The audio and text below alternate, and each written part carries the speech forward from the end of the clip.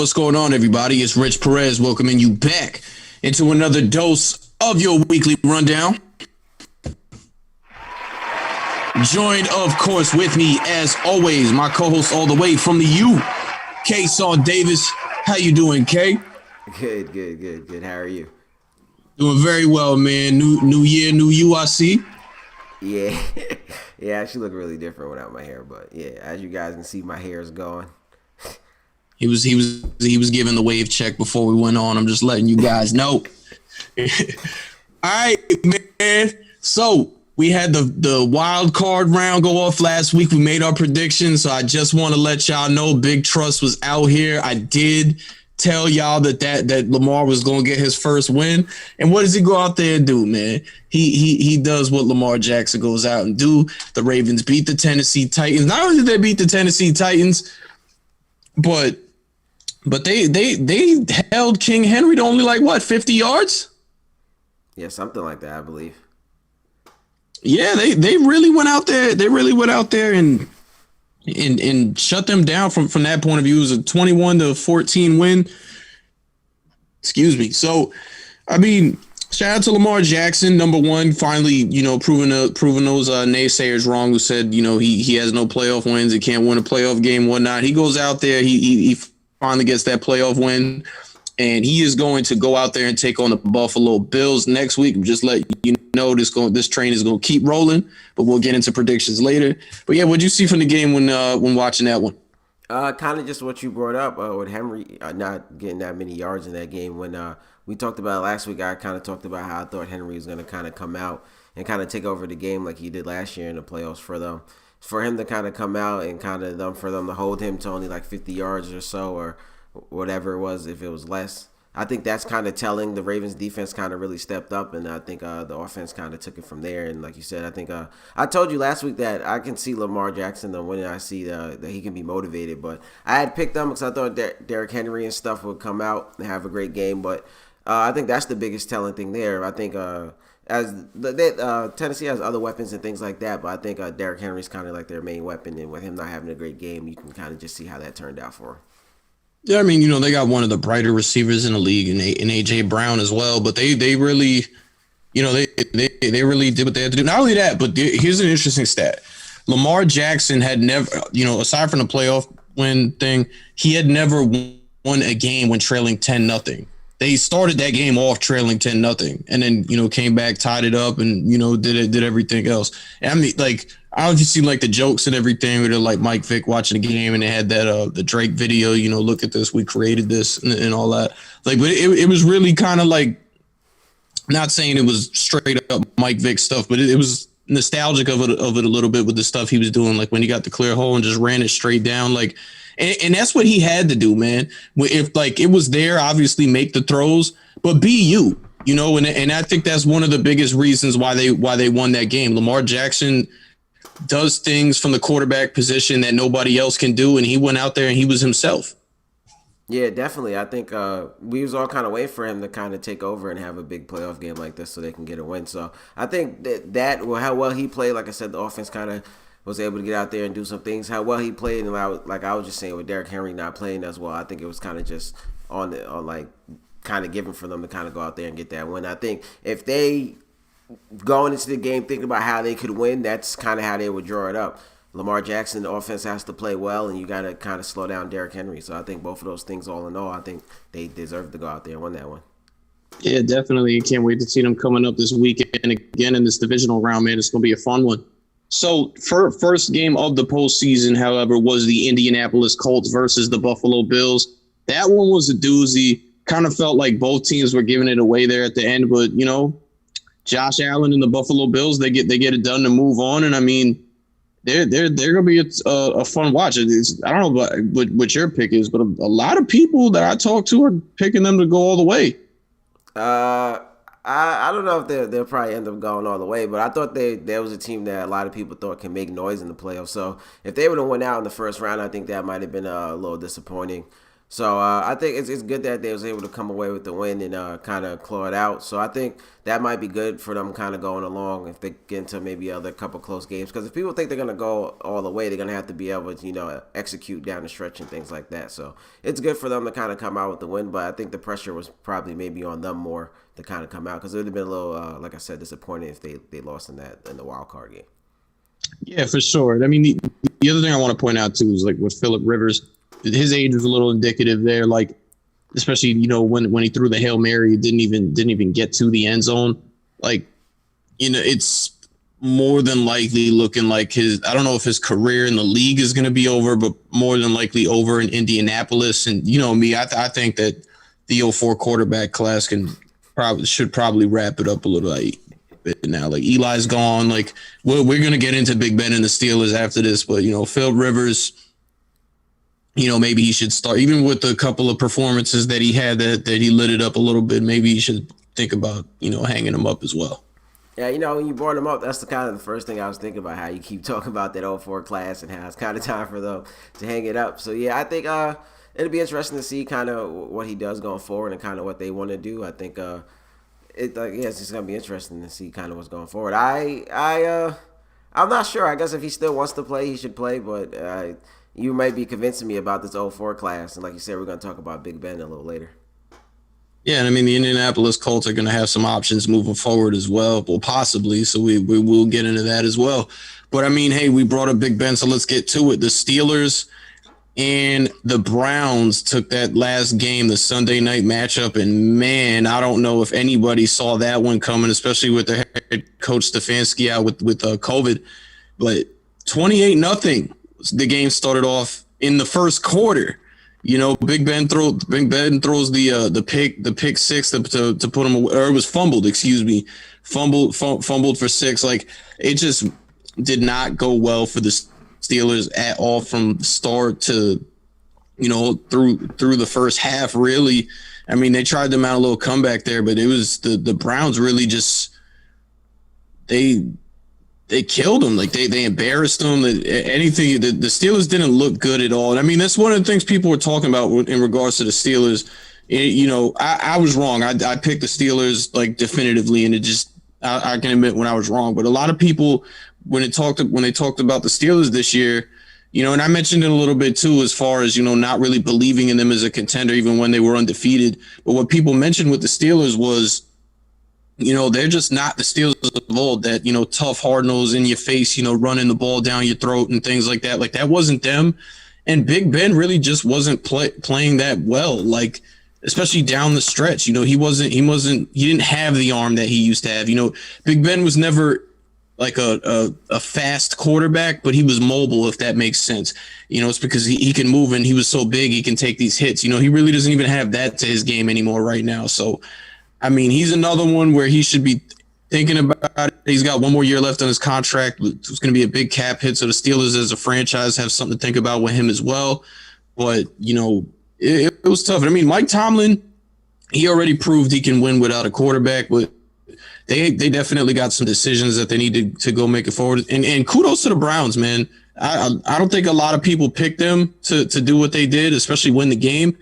And, Baker Mayfield, who people were talking about as a possible bust in this league, especially in the second half once Odell got hurt, he's looking like a guy that went number one for a reason. Yeah, definitely. I said on here last week that I could see them maybe coming out and winning if they kind of, I think I said had they can kind of maybe rally around not having their coach and everything they've been through, kind of rally around all that and kind of go out there and try and get a win.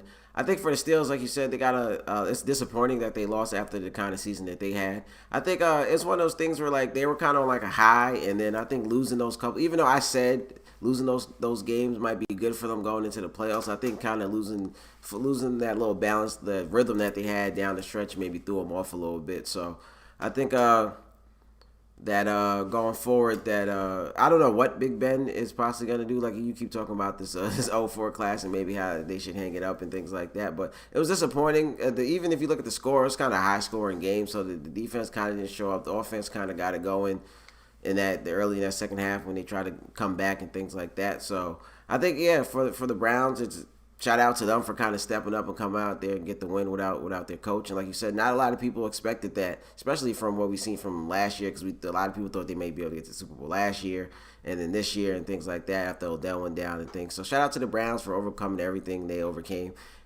And I don't know if I seen them say this is their first playoff win in God knows how long. So shout out to them for getting their first playoff win in a while.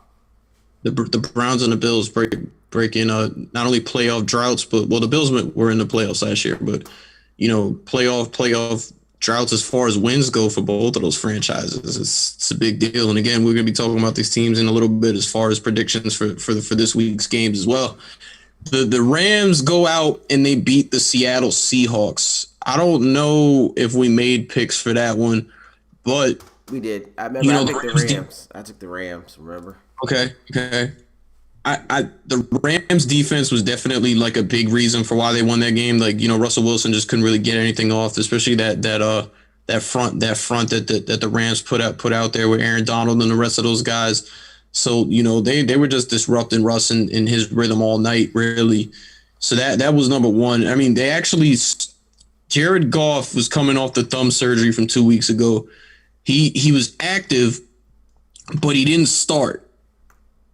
And, that was already interesting for me. So it's like he's good enough to be active, but you're not going to start him. And then right off the bat, the quarterback that they had in gets a stinger to his neck and has to go to the hospital. And Jared Goff gets thrust in there. Didn't really play well at all in the first half.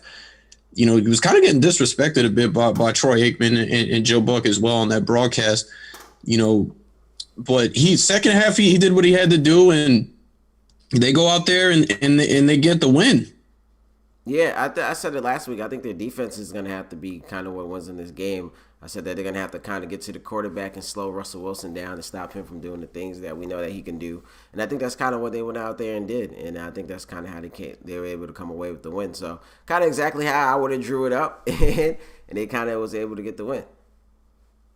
Yeah, man, for sure. I think they have a very, very tough matchup this week as well. Going that first team that's going to go into Green Bay and try and make something happen over there. But I think as far as their defense goes, because they're like one of the more complete defenses in the league, right, between their secondary and then the front seven that they put out there. So, but that's going to be like how they get it done, because Jared Goff, he's not a terrible quarterback, but he's not one of those quarterbacks where that's the reason why you're winning games. He's very inconsistent in what he does. They don't have a lot of weapons over there that are like household names either. They have good guys, but nobody would call a household name. And for as good as Sean McVay is, they got their work cut out for them once they go out there and play that bad man over in Green Bay and the rest of those guys. Yeah, definitely. I think it kind of be the same game plan. You kind of got to get to the quarterback and kind of try to slow down Aaron Rodgers as much as you can, and that'll kind of be like the same plan against Seattle. Going against another great quarterback, you're just gonna have to try to slow him down a little bit. Maybe try to keep the game a low-scoring game and try to maybe steal one. Yeah, man, easier said than done though. But we'll get more into that one in a bit. And of course, Tampa Tom and the Buccaneers, they go against the Washington football team. We saw Alex Smith inactive for this game, so they go out there and they throw Taylor Heineke into this game. Taylor Heineke actually had himself a game, man. He kept it pretty competitive for them for a while with what he was able to do with his legs and whatnot. But the Tampa Bay Buccaneers come out victorious. Yeah, definitely. I had picked Tampa Bay to win. I don't think a lot of people was gonna pick Washington to win this one, but like I said, this is what they brought Tom Brady and those kind of guys there for, to kind of make a playoff run, to be ready for the playoffs. So, kind of what I expected out there. Yeah, man, for sure. There's not really much I have to say on that game other than, shout out to the Washington football team. Even as a Giants fan, I got to give them their credit for, how the season went for them and everything. It's tough because you would have liked to see Alex Smith go out there with the story that he was having already. And unfortunately, the calf injury was just too much for him. So he wasn't out there to go play and really, because that's the whole reason why I was on Sunday night, because of the storyline and everything. But, I'm anxious to see what he does moving forward. And not only just that, but I think Washington is going to be a team that's set up to be pretty good in the near future here. Yeah, with Chase Young and that defense over there, I think they're just only gonna get better from here and things like that. So I kind of agree with everything you just said. I think the defense should only kind of get better from here. Yeah, and again, I got to go out there and let them know, yeah, I was wrong again. Sometimes that happens, but I did pick the Chicago Bears to upset the New Orleans Saints. That did not happen. But so New Orleans is going to go out there and play against Tampa next week. The two veteran quarterbacks in this league are going to square off against each other. But New Orleans kind of put that one away a little later in the game. Yeah, definitely. I picked New Orleans to win. I think that's what they needed. Like I said, they're gonna have to try to put that game away early so they can kind of try to not run into the situation that they had these last couple of years. So I thought they'll come out motivated, like I said, to kind of try to get control of that game early and not leave it down to the refs and things like that. So it would have been disappointing to see them go out early again in the playoffs, especially if something crazy happens to them again. So good for them. Hopefully they build some momentum here and be able to kind of come out next week and do the same thing. Yeah, man, absolutely, absolutely. So let's get into it here then. Let me pull up these matchups real quick. So, of course, we'll get right into Tampa versus New Orleans. New Orleans has completely owned Tampa the entire season. I've been saying all year it was their division to lose. I didn't think that they were going to lose that division to Tampa, and they went out and did exactly that. They have owned Tampa when they play them. Those were games that were not very close when they did play them. So I'm picking New Orleans to go to the NFC Championship game. I think this is from certain reports, this could be Drew Brees' last hurrah. You guys probably want to send him out the right way with a possible, another Super Bowl ring for him. And, they're just better. Let's talk about the Rams being one of the more complete defenses. The Saints are one of the more complete teams in the league. They're one of the few complete teams in the league. They've got an elite defense, a defense that regarded by some as the best defense in the league.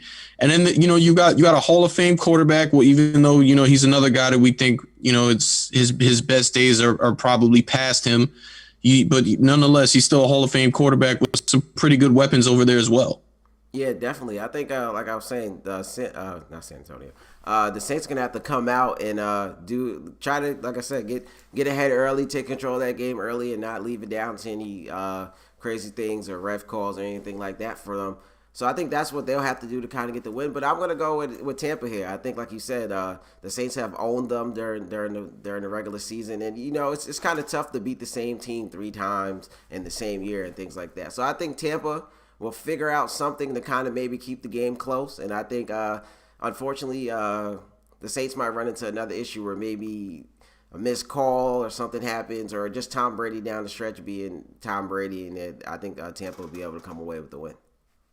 Hey, I'm not mad at it, man. I mean, Tampa's a team that's has the requisite pieces in place to be able to be that good.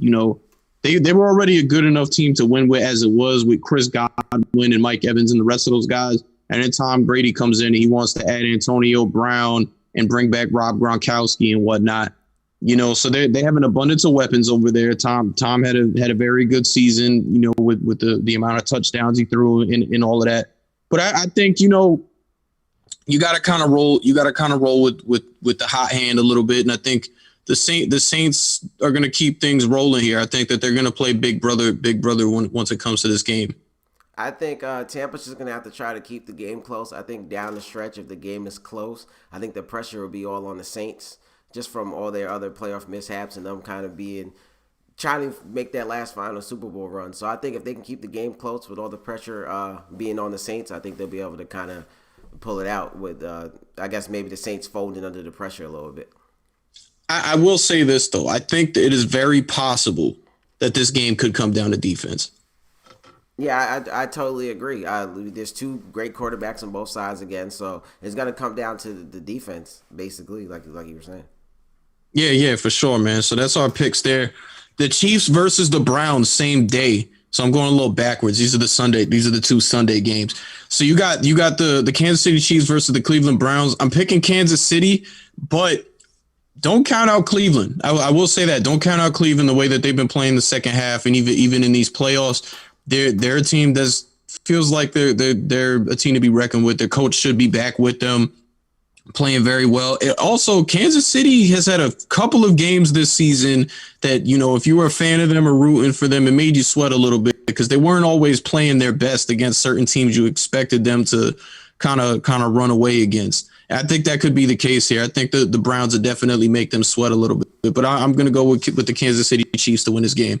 Yeah, definitely. I think you shouldn't count out the Browns, but I'm gonna go with Kansas City too. I think that what you were kind of talking about there, I think those are kind of like from them coming off that championship and having that championship high going into the next season. They probably just didn't get up for certain games, So they probably, I think now it's playoff time. This is kind of what they're waiting for. We know what Kansas City can do, and even for us, like I guess if they would have lost a couple games, we'd have been like, oh, maybe something's going on. But we really wanted to see them in the playoffs and what they can do. So I think now is the time where like their heads back focused. It's time for a playoff run. They're probably over that championship high and things like that. So I think they'll come in this game focused, and I think that they'll come out with the win.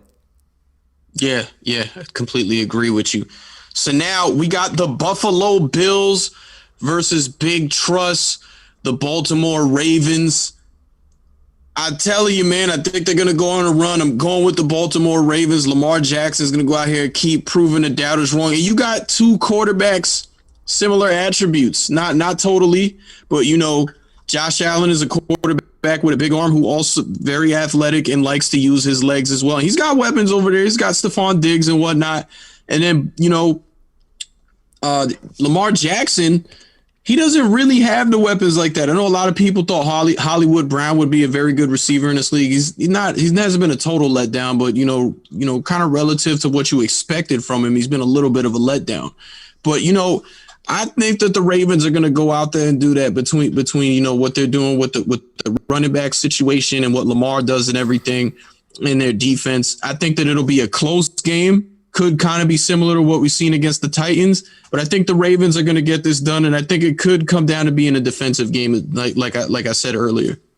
I feel like this one is interesting and kind of hard to pick because I think the Bills may be getting their first win. I think they might feel like there's a weight lifting off their shoulder, but it's the same thing with Lamar Jackson getting his first win. So it might feel like a weight's lifting off his shoulder. So I can see either one of these teams kind of taking that weight lifted off their shoulder and kind of going on a run with that. So I'm going to go with the Bills here. I think the Bills will be able to come out and get this one. I think they'll be able to kind of make it tough on Lamar Jackson and kind of stop him from doing the things that he likes to do and kind of make it tough on them. So I think the Bills will be able to pull this one out. All right, we'll definitely see, man. I might have to hit you up for this one, man. I'm not going to lie to you because I'm riding this wave with Lamar Jackson, man. I'm tired of the disrespect like I'm sure he is. And also, I told you what my Christmas wishes was. I want Kansas City versus Baltimore. I'm very biased in saying that, even though that wasn't a biased pick. But I am very honest. I wanted it last year, as did a lot of people, and this year is the year that we will finally get it. Lamar versus Patrick Mahomes, and that's what it is. That's all it is to it, man. I was thinking about that in my pick too, but usually the matchup that everyone wants to see usually ends up never happening. So I think this might be one of those cases too. I know last year everyone wanted to see LA, the LeBron Kobe matchups in the finals that everyone wanted to see. So I think all those matchups when you want to see it usually ends up not happening. So maybe that played a little part in my pick too. All right. So to top it off, man, the Green Bay Packers are taking on the LA Rams. I can't go against that bad man, Aaron Rodgers. I can't go against the Green Bay Packers. The Rams defense is so good that they will be in this game, but they are going to Lambeau Field. It is very cold out there. I mean, there are some teams, like the ones behind me that, were able to get things done in Lambeau.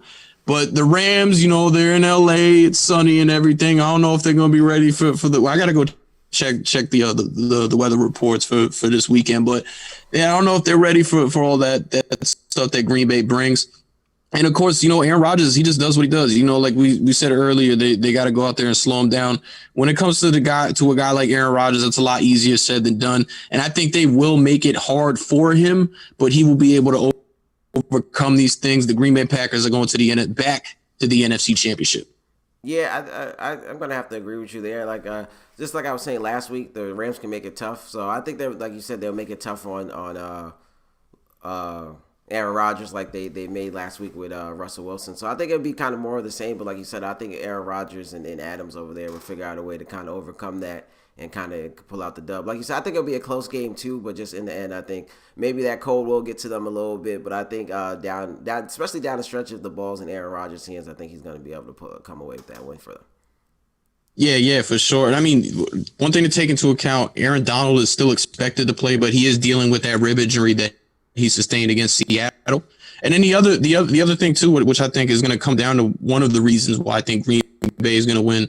They don't really have anything special on the offensive side of the ball. You know, it's not that same. I mean, there's still a pretty good offense because Sean McVay draws up some witty plays and some intelligent stuff. But you know, they're not that same team from a couple years ago that went to the Super Bowl.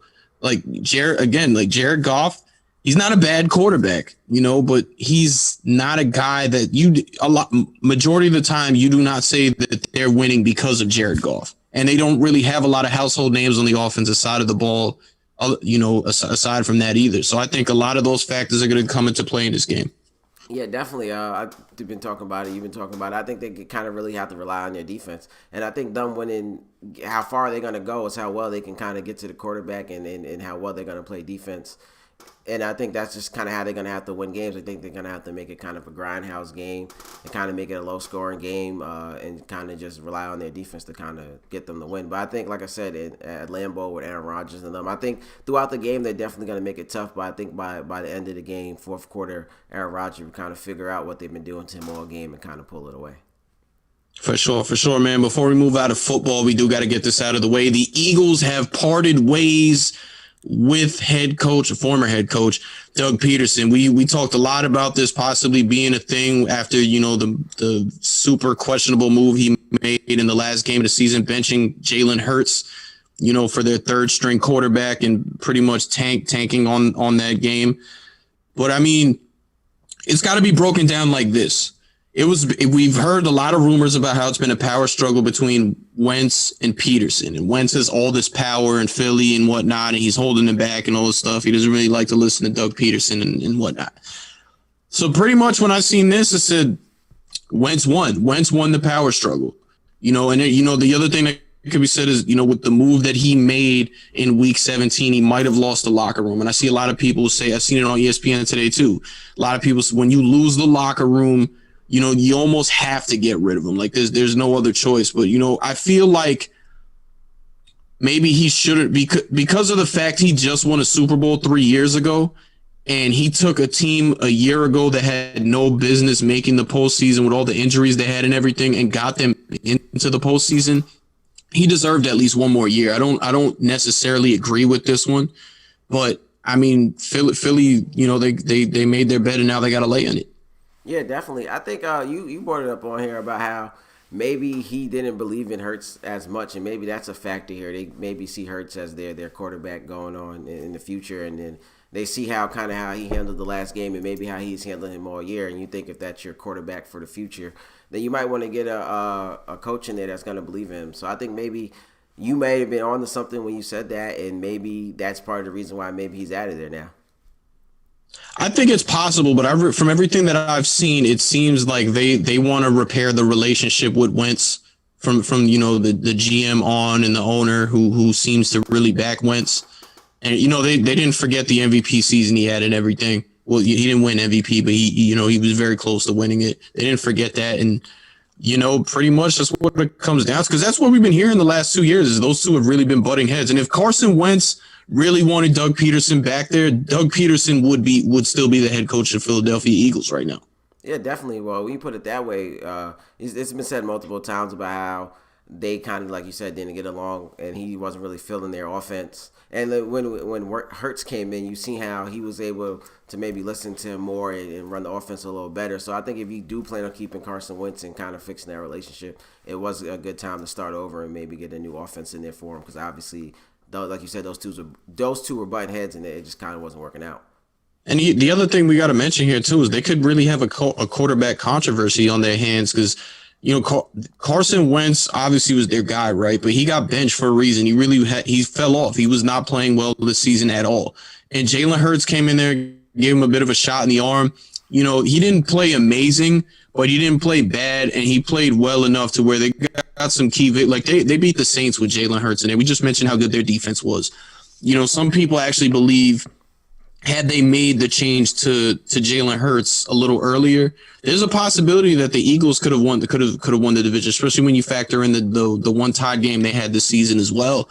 So I mean, it seems like they're gonna go back to Carson Wentz, and now you got to beg the question: what are you gonna do with Jalen Hurts? I mean, he's only a rookie. But, is he just an overqualified backup at this point? Are you going to try and get some compensation for him, even though you just drafted him? I think this is a situation that people, regardless of who the next head coach is, this is a situation that people need to monitor moving forward.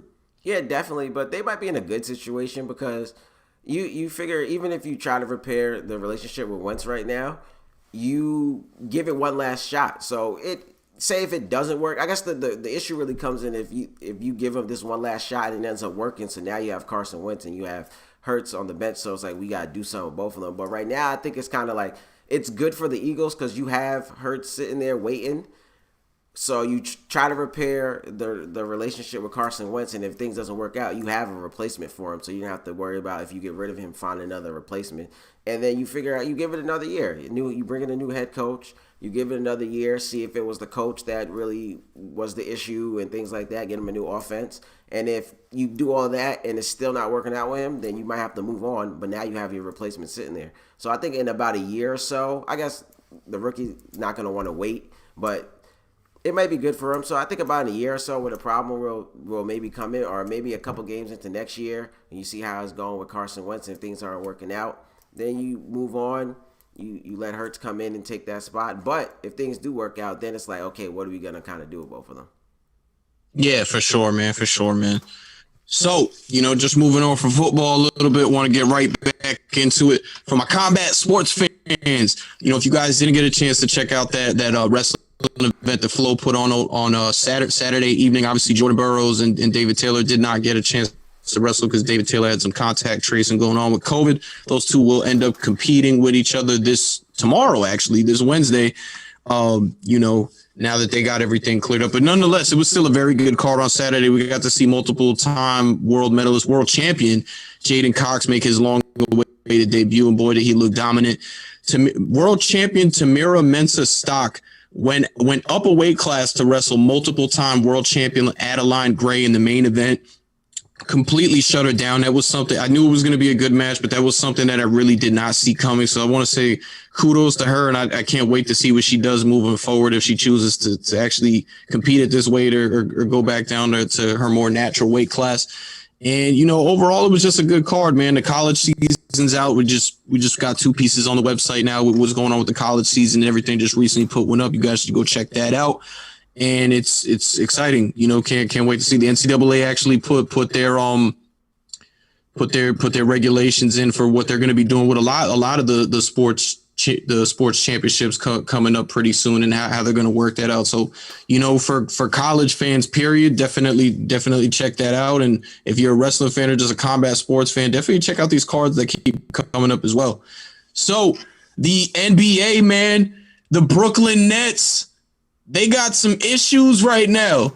Kyrie Irving taking a leave of absence from the team for reasons nobody really knows. He's actually dealing with some stuff right now because there was a video that surfaced of him out of the club. We found that it was for his sister Asia's birthday, but he had no mask on and everything. So the league is investigating it. I believe the Nets are involved in this investigation as well to try and figure things out.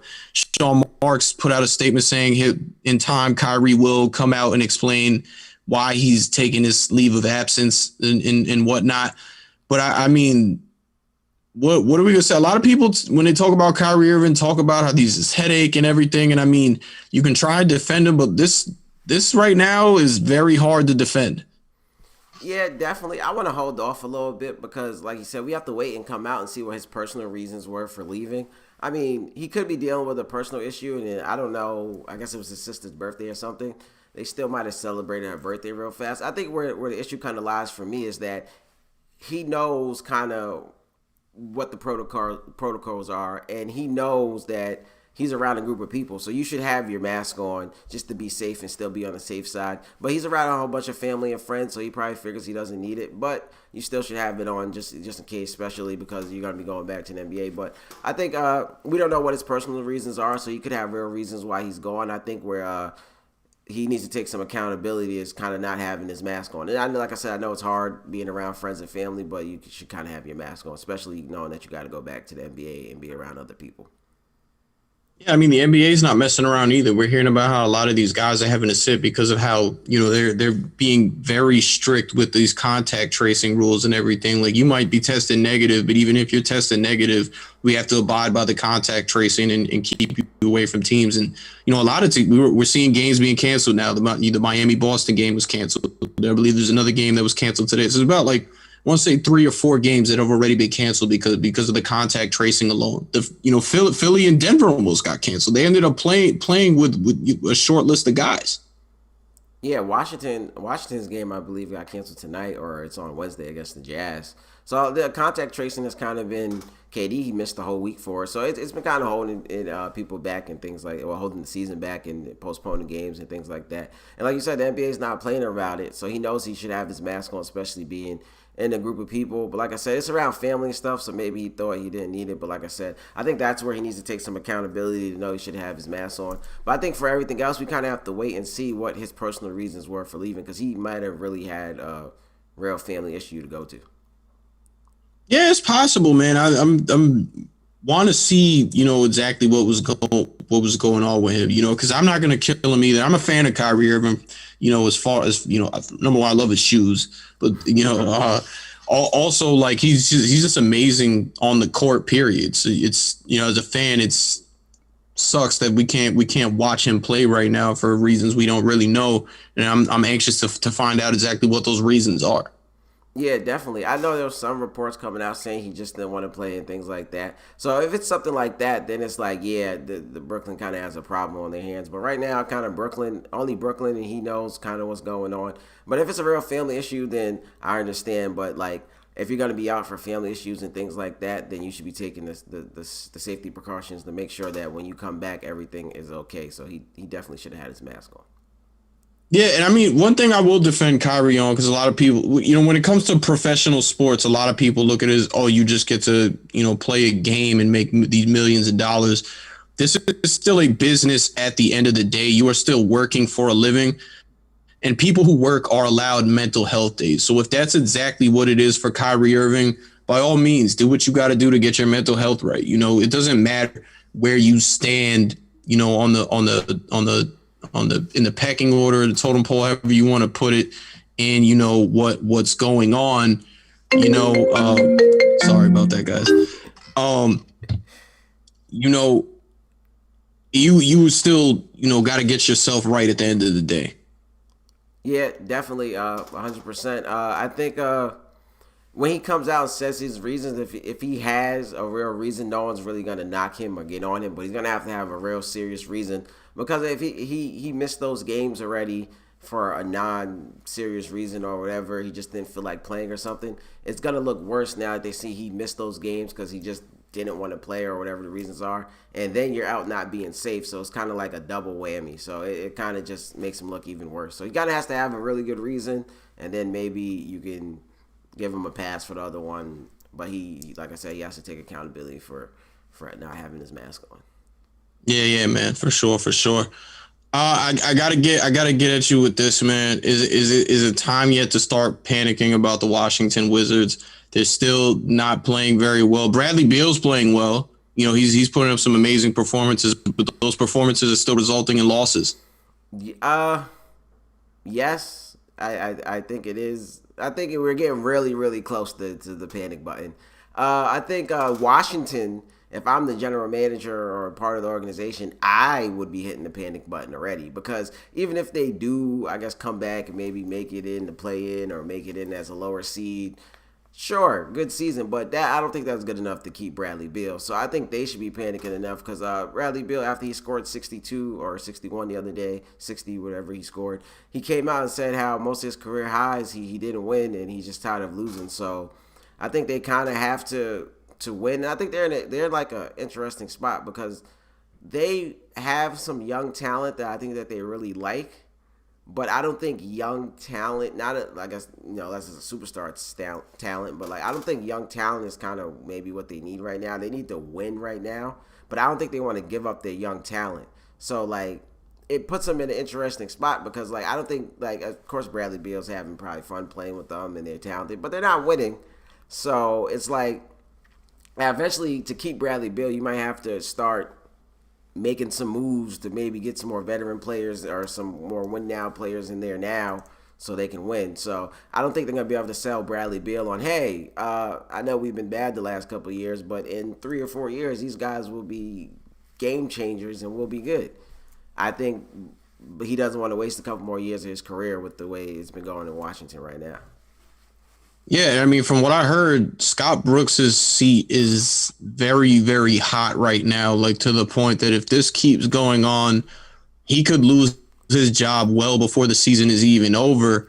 And then, just something you mentioned that was interesting about, how he's got these young guys around him, but they're losing a lot.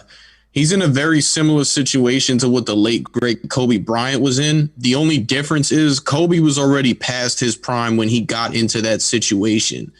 Bradley Beal, you could say, is in his prime right now.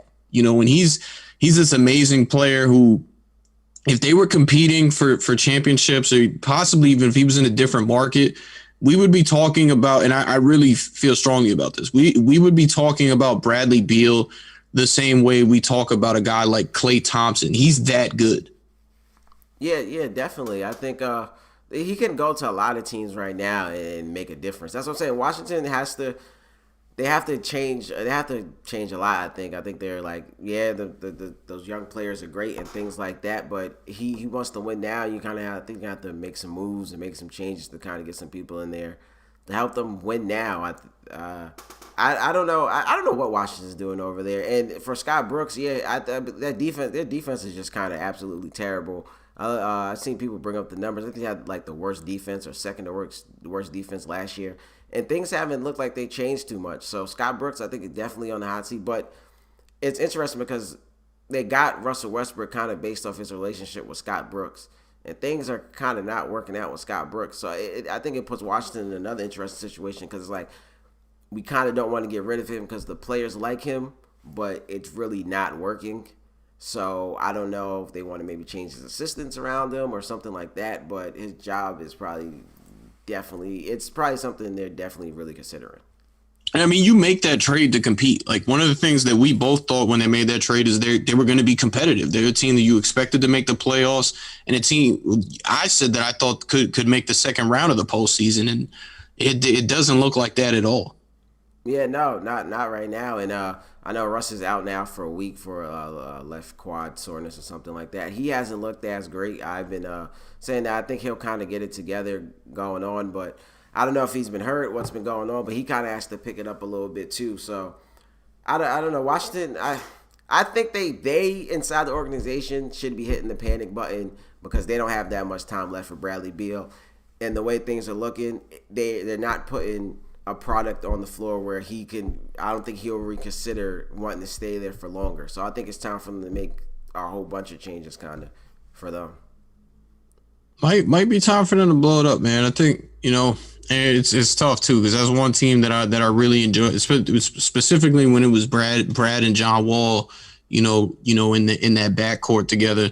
But things just haven't really worked out for them. It might just be time to hit the reset button, which they're in a tough situation regardless between making the trade for Russ and what you gave up and then having a guy like Bradley Beal. But, Bradley Beal's going to be a hot commodity if he's on the market. Obviously, Russ is a different story. I don't think a lot of teams are going to be, very keen on trading for him right now with what they've seen so far. But, we'll see what happens.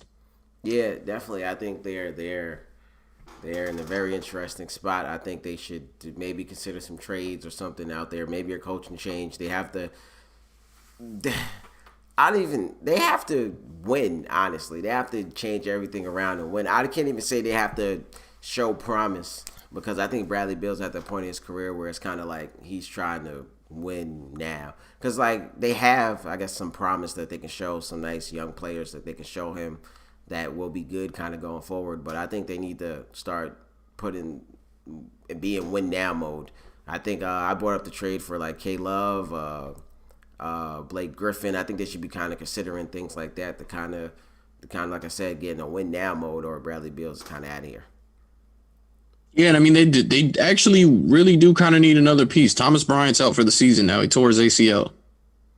Yeah, that I seen that's kind of unfortunate for them. Best wishes to him, but they need to they need to do something. I don't know. I think they're an interesting spot. They gotta make a whole bunch of changes over there. If you ask me, if they want to keep Bradley Beal, or they can just kind of keep their young talent and maybe try to trade him and bring in some more young talent, because that's kind of where they're at. Yeah, man, definitely. See, Atlanta Hawks also got some things going on with themselves right now. They're not playing bad basketball, but apparently there's a little rift there. Nah, I don't want to call it a rift. John Collins in a team meeting apparently said that, well, he didn't agree about Trae Young having the ball in his hands so much. He felt like it made the offense a bit stagnant. I've heard that Trae Young adamantly disagrees with that. And John Collins, he said Trae is his brother and everything, but that's just how he feels. And I know, talking to you, on the side about this, I mentioned, could this possibly be the reason? Because it never made sense to me that John Collins didn't get an extension with the Hawks. He's played well. You never question if he's a guy that, couldn't be a part of their future. He's definitely a guy that you look at and say that could be a core guy for their future. But it just was weird to me that he didn't get an extension over there. And then I look at this and I say, well, was this something all along that, is possibly why he didn't get an extension there? I wouldn't think so. I think he has the right to kind of voice his opinion on maybe how the offense should be changed a little bit. And I don't think nothing he said is kind of bad for the team. I think he could bring up a valid point. I think Trae Young is great with the ball in his hand and things like that, but it's never too, especially with Trae Young, because he can shoot, so he can space the floor out and things like that. He's not like someone like maybe Russ, who off the ball kind of maybe hurts the offense a little bit. He can be maybe in a Stephen Curry role a little bit, where he runs off some screens, catch and shoot, and things like that. So I'm not mad at what he said, and I don't think they should be too mad at what he says, especially not to give him a contract extension, to kind of maybe start building a bad relationship with him, kind of just off of what he said. I think he has, like I said, he has the right to voice his opinion, and what he said, I think, is not out of line. You can always be maybe a little less predictable and switch the offense up a little bit. So I'm not mad at him, and I don't think they should be to the point where they don't give him his money. I think that'd be a loss, because if he ends up walking, that could be a big loss for them. Yeah, big time. I think that's a guy that you want to keep around, for sure. It just when I saw that he didn't sign an extension, that made zero sense to me, and I wish I could find something else that would come out about why that was even a thing. Yeah, and I think if you don't give him the money over that, it's kind of like you're putting Trae on this pedestal. So it's like, okay, nobody can say nothing or talk about Trae or anything like that, or you're kind of out of here. I think that kind of makes the situation worse if he's already feeling that Trae has the ball in his hand too much. So now it's like, okay, this guy's like the golden nugget here, and we can't even disagree with him, or we're kind of out the door. So I think if that is the case, it just kind of makes it worse for them. And maybe they say we get some people who are going to come in here and be fine with Trae having the ball in his hand all day, which is not a bad thing. But like I said, it's not bad to switch your offense up a little bit, especially when you can come a little predictable. Yeah. Especially when you have a player that can do it, because Trae Young can do it. Yeah, no, for sure. LaMelo Ball is now the youngest player in NBA history to record a triple-double. He beat out Markelle Fultz's record previously, and his older brother Lonzo Ball actually had the record the same season before Markelle Fultz, and before that it was LeBron's record, which was, something that had been unbroken for years. But I mean, this just kind of goes to the point, man. LaMelo Ball is playing some amazing basketball, and a lot of these rookies are playing well, but who's really taking Rookie of the Year away from this kid? No one, especially not early. I think maybe Anthony Edwards down there. He looked well early, and maybe if James Wiseman, I know he kind of got off to a slow start, but I think it's his kind of his to lose. Like I said, he's gonna have the attention on him, and he's gonna have the rebounds. He's gonna have the assists. It's really the points, which he's been able to score better than maybe we expected him to score. So I think, like I said, it's kind of his to lose. I think I'm happy for Charlotte because I think Charlotte really needed this. Even when they had Kemba Walker there, Kemba Walker was maybe like a star in this league, but they didn't make the playoffs as I guess they only made it like twice with him, so they wasn't really making the playoffs with him. So I think for all the wrong that Michael Jordan has done with drafting and things like that, I think Charlotte really kind of needed a superstar over there. So I'm kind of really happy for Charlotte. He couldn't get that draft wrong. You know, when you're picking that high and you had him right there, like there was no way that you can get that wrong. You know, especially he's had the number one pick and got that wrong before. But you know, Yeah, we're not gonna talk about that one. But yeah, I think they were in a good spot. I think whoever fell to them, it was kind of as maybe a win-win for them. But they got LaMelo. He can be a superstar. Some people thought he should have been the number one pick. So they got someone that could be a superstar, and that's definitely what they need. And they still got a couple nice pieces over there with Terry Rozier, Gordon Hayward. Like I said, you got to overpay for him because he's not going to come to a market like that. But I think he had 40 the other day in a win. He can do that for you every now and then. And for them, they'll take that, especially while they got these young players trying to build a winner over there. So I'm happy for Charlotte and just happy they were able to get like that superstar talent over there. yeah, and like you said, the young pieces are great.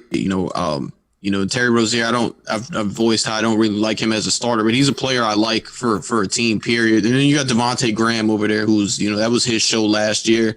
You mentioned Gordon Hayward. They also got Miles Bridges over there, so some nice pieces. And then going back to Kemba Walker. Kemba Walker is a very good player and everything in his own right. He's a guy that can be a key cog for a lot of very good teams. But he's not a player that you could necessarily win with. They only made the playoffs a couple of times. I really think LaMelo Ball is a player that you could win with, especially if you surround him with the right pieces. And they're off to a good start in his rookie year with the players that he's surrounded by at this moment right now. Yeah, definitely. I think for Kemba just being that small, I think you can win with Kemba, but having Kemba as maybe like your main and kind of like only piece, which he kind of was there for a while, I think that makes it kind of tough. So I think that's good. Oh, not that that's good, but yeah, I think that was kind of their problem over there with Kemba.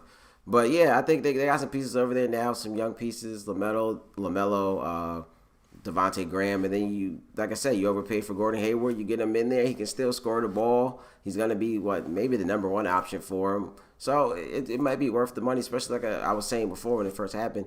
They wasn't give that money to nobody anyway. So they probably would just been sitting there as a team with extra cap space that might be take on the extra expiring contract. So you give it to him and he can have impact on your team like he is now. Yeah, man, for sure, for sure. We talked about Markelle Fultz a little earlier. I want to send my condolences out to him. He's out for the season as well, tore his ACL.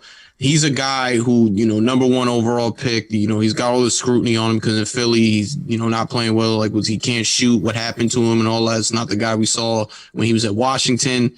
Goes to Orlando, gets back into a starting role over there. It was a piece for them in their playoffs. And in this season, he got his extension from Orlando as well. And this season, he was looking good, man. His career was really starting to look like it was blossoming, which was the reason he was the number one pick. And it's unfortunate to hear that. So, we here at the Rundown definitely wish him a speedy recovery. And that's a guy that people should watch out for moving forward. Yeah, definitely. Like you said, I wish him a speedy recovery. It's unfortunate to see because, like you said, he was just getting his career kind of back together after everything that happened in Philly. We don't know really what happened to him. It seems like he just couldn't shoot the ball. But now, after he kind of got with the Magic, seems like he's really getting himself together. He was playing great to start the season, like you said. So kind of like when everything was coming together for him. I think he was starting over there now too. From where he came from when he first got into the league, where, like you said, it looked like he couldn't shoot the ball no more. No one just knows what happened to him. For things to finally come together for him and him playing well and then him to have to miss a whole nother season is kind of just unfortunate. Something you never want to see. So, like you said, kind of best wishes to him. Yeah, man, absolutely, absolutely. You guys are real quiet today, man. We didn't get no questions, and I don't know if you got anything else for him before we get out of here, Kay. We talked about the Knicks last week. I think did they lose both of their games this week? What's up with the Knicks? Should we be worried about the Knicks? Yep. Is the high over? Should we be worried about the Knicks? The high might be over. I said when everybody was on their high horse, the season just started. That the time Milwaukee would think was in 7th or 8th place. Right now, they're in 2nd place. So, I'm not saying that they can't make a play in or anything like that. I think they still do compete, even though they got beat up by Charlotte the other night. But, like I said, just relax. The season just started. You don't get a little crazy and everything. Just chill out and let things progress. Yeah, I think that's kind of what they should expect from them this season. It's still kind of a young team over there, a lot of ups, maybe a lot of downs, and they get used to their new system and things like that. But like I said, from what we've seen from them already, it already looks like a step forward for them. So even if they don't make the playoffs, they kind of continue playing like how they're playing. I think it'll be a good season for them, a great step forward, and you kind of expect better things going forward in the coming years. But yeah, I think it's kind of what you expect from them this year. It'll probably be a lot of ups, a lot of downs. But I know everyone's excited last week, but it's hopefully they have a better week coming up. Yeah, I mean, be excited. Be excited for your team. It's been a while since we've seen the Knicks look as competent as they have, these last couple weeks, even in losses. They're actually playing Brooklyn, I think, tomorrow, too. So, little New York rivalry there. That'll be fun to watch. KD actually might be playing in that game, too. Obviously, Kyrie won't be. But, yeah, man, just let things play out. I know RJ Barrett's got to get his shot together and whatnot. I still think he could be the face of that franchise moving forward. But, just let it play out. Yeah, definitely. I think KD might end up not even playing in that game because he has been playing back-to-backs. And if they play tomorrow, I think the Nets are about to play, or they're playing right now. And KD's playing, so he might not play that game. So it'd be interesting to see. But, New York's going to be up for that one. Yeah, the Nets are playing right now. They're up 2 on the Nuggets in the fourth quarter. But yeah. So definitely, man, definitely. We will see. KD played 29 minutes. Oh, wow. Okay, I got nothing bad to say about KD. That's a pretty good stat line. All right. I mean, he had, I think, almost 40 their last game, but they lost to the Thunder, which we should talk about the Thunder on here because maybe when we try to be bad, we are good. So even when we try to lose, we win. So either way, we're winners, no matter how you look at it. Amadou Diallo, who's from New York, just likes torturing New York teams. Like he killed the Knicks when he played them. He killed the Nets when he played them. So that's one. And you have a rising star in Shai Gilgeous-Alexander. Shai Gilgeous-Alexander is going to be a star in this league.